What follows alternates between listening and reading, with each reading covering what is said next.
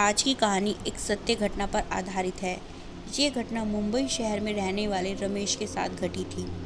दिवाली से एक हफ्ता पहले रमेश ने एक नया घर खरीदा। वही छोटी दिवाली वाले दिन रमेश अपनी पत्नी राधा के साथ उस नए घर में शिफ्ट हो गया। घर को देख रमेश की पत्नी बहुत खुश हुई।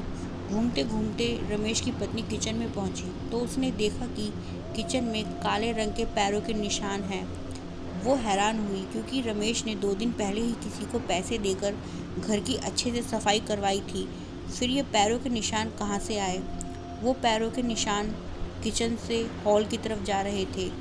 रमेश की पत्नी ने आवाज़ लगाकर रमेश को बुलाया और वो काले रंग के पैरों के निशान दिखाए। इस पर रमेश ने अपनी पत्नी को कहा कि उसने तो 2 दिन पहले अच्छे से घर की सफाई करवाई थी। इस पर रमेश की पत्नी गुस्सा होते हुए बोली कि बहस करने की ज़रूरत नहीं है, मैं खुद ही घर की सफाई कर लूँगी। और फिर रमेश और उसकी पत्नी ने मिलकर घर की साफ़ सफाई की और घर को सजाया।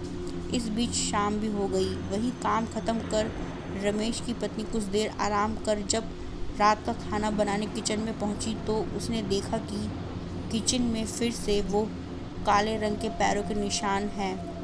ये देख पहले तो रमेश की पत्नी को बहुत गुस्सा आया, लेकिन फिर उसे ऐसा लगा जैसे कि वहाँ उसके अलावा कोई और भी है।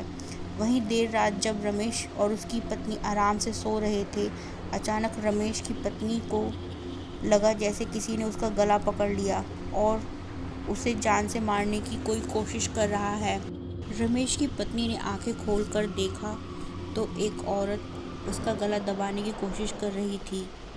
उसने काले रंग की साड़ी पहनी थी, उसके बाल बिखरे हुए थे और वो औरत देखने में बहुत डरावनी थी। रमेश की पत्नी उसे देख बुरी तरीके से डर गई और खुद को छुड़वाने की कोशिश करने लगी। तभी रमेश की नींद खुल गई। ये देख वो औरत हवा में कहीं गायब हो गई। रमेश ने अपनी पत्नी की हालत देखी, वो पसीने पसीने हो गई थी। रमेश ने अपनी पत्नी से पूछा तो उसने रमेश को सारी बात बता दी। इस पर रमेश ने कहा कि वो कल ही पंडित जी से मिलेगा।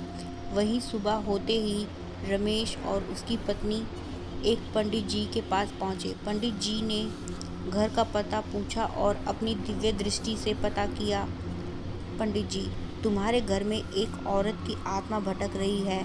अगर उससे छुटकारा पाना चाहते हो तो विधि विधान से दिवाली की पूजा करना और उसके बाद ये यंत्र अपने घर के बाहर दीवार पर लगा देना। वो आत्मा फिर कभी तुम्हें परेशान नहीं करेगी। रमेश ने पंडित जी को धन्यवाद किया और वो यंत्र लेकर घर निकल गए। वहीं शाम के वक्त बड़ी ही विधि विधान के साथ रमेश और उसकी पत्नी ने घर में दिवाली की पूजा की और घर के हर एक कोने में दिए जलाकर रख दिए, जिससे कि घर का हर एक कोना रोशन हो गया। फिर दोनों ने मिलकर घर के बाहर पंडित जी का दिया हुआ यंत्र लगा दिया और तभी उन्होंने देखा कि एक काला साया घर से दूर जाकर गिरा।